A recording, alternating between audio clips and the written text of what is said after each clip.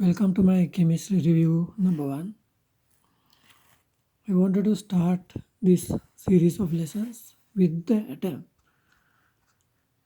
If you wonder about the size of an atom, it's given by this quantity. Some average atom will have a size of 10 to the power minus 8 centimeter or 1 divided by 100 million centimeter. An average fingernail has a length of about 1 centimeter.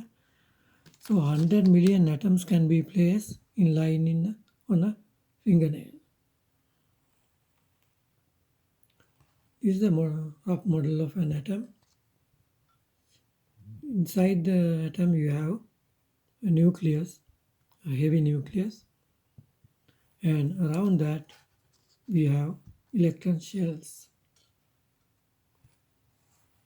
And positively charged protons are sitting on the nucleus.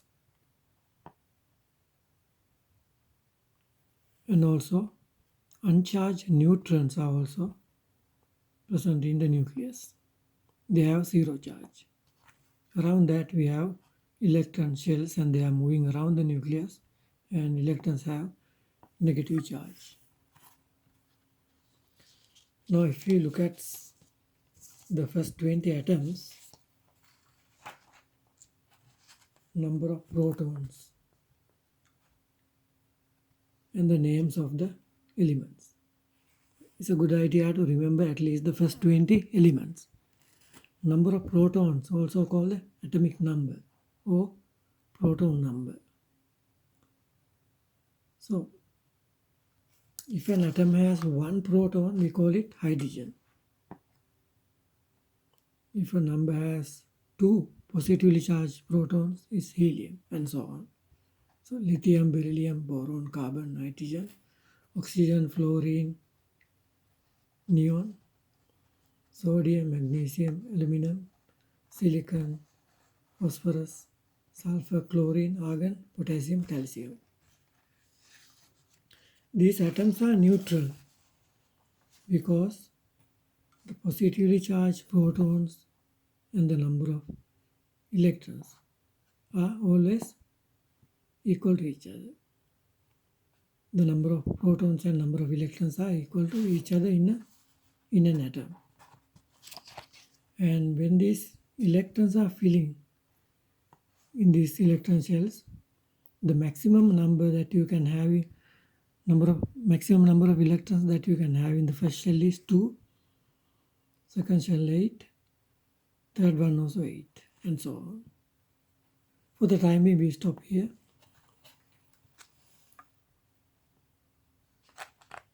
When we arrange those atoms in a table, this is a rough sketch of a periodic table. It's called the periodic table. So I put my hydrogen atom in the first place, H. And then I go back here to see the second element, helium. You will see the reason in a few minutes. And then we have the third one, lithium here, beryllium, boron, carbon, nitrogen, oxygen, fluorine, neon. And then we go back to the other side, sodium. You can see the atomic number or the number of protons again in red, magnesium, aluminum, silicon, phosphorus, sulfur, chlorine, argon, and potassium and calcium.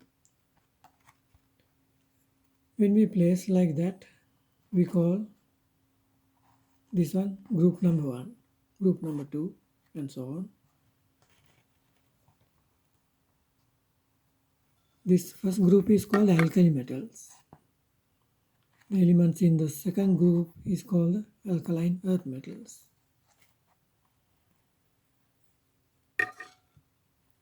This last group is called the inert gases. This is called halogens. If you can see that again in this paper, actually I prefer to use this old-fashioned way to present my things, because that way I know that I can get the attention of the people. the students.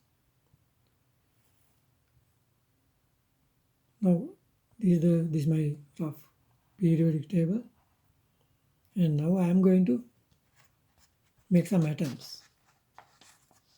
Let's make hydrogen. So I have some models like it. This is my proton. So I put one proton in the middle, and now I need an electron. So I have them in a ring like this. So clearly I'll show you here. So this is my hydrogen atom. One proton and one electron moving in this shell, first electron shell. So it has one electron in the outermost shell. That's why we put that in group number 1. And it has only one shell, therefore later you will see that these lines are called periods. Period number 1, period number 2, period number 3. So it has only one shell, so it is in the first period also. Now I am going to make helium atom. I am not going to show all these atoms, but only few. Helium atom. So it has 2 protons, so I had to put another proton into here. Another proton, but now I need another different ring to show you the electrons. So you can see 2 electrons are in that ring. So the outermost shell, in this case only one shell, has 2 electrons. Therefore, it is going to this group.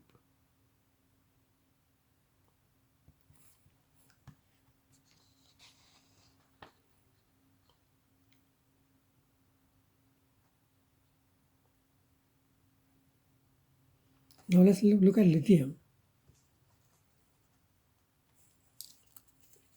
You will see some of the details a little bit later. Now lithium, we had to put one more electron, and as I said before, the number of electrons, the maximum number of electrons that you can have in the first shell is 2. So we need another ring like this one.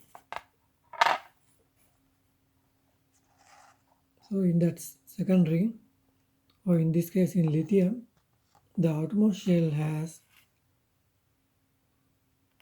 1 electron again. That's why we put lithium here without putting somewhere here. So outermost shell, 1 electron. Therefore, lithium comes back here. And similarly, you can make beryllium. So I have to put one more proton and then one more electron in this ring. So then beryllium will have 2 electrons in the outermost shell. That's why it is in the group 2. Similarly, we can continue. This boron will have 3 in the outermost shell. So that's why group 3. Group 4, group 5, group 6, group 7. So this fluorine will have 7 electrons in the outermost shell. 2 in the first shell, 7 in the last shell. What about this neon? 2 in the inner shell, 8 in the outermost shell. So something that I didn't mention yet. When the outermost shell is full, they have some special stability. That's why we had to put helium also here, even though it had 2 electrons in the outermost shell. 2 means for the first shell it is full. Therefore, this group is called inert gases. Since the outermost shell is full, they are not very reactive. They are inert. In the same way, since they have 7 in the outermost shell, they are more reactive than them. They always want to react with something, and get one more electron to become like them, to become stable. You will see more stuff about these reactions stuff, but now you have a rough idea how these atoms are placed in a table like this, depending on their number of protons and the number of electrons in their outermost shell. Before we end up this lesson, I have one more thing to tell you about the size of the atoms in the periodic table.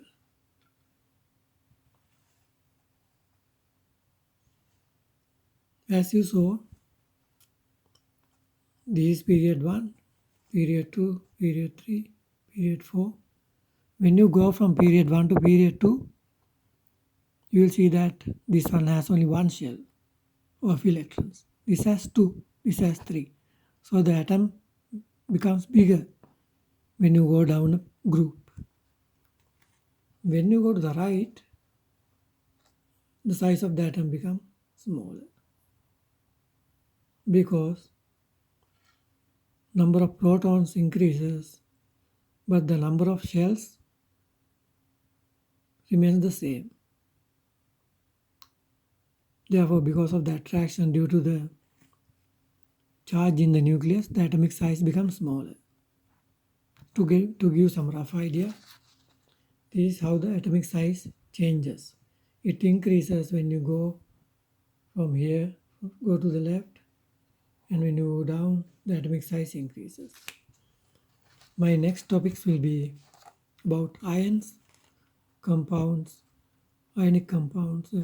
Example, sodium chloride, that is table salt, covalent compounds, for example, hydrogen, oxygen, nitrogen, water molecule, and then isotopes. Thank you for watching.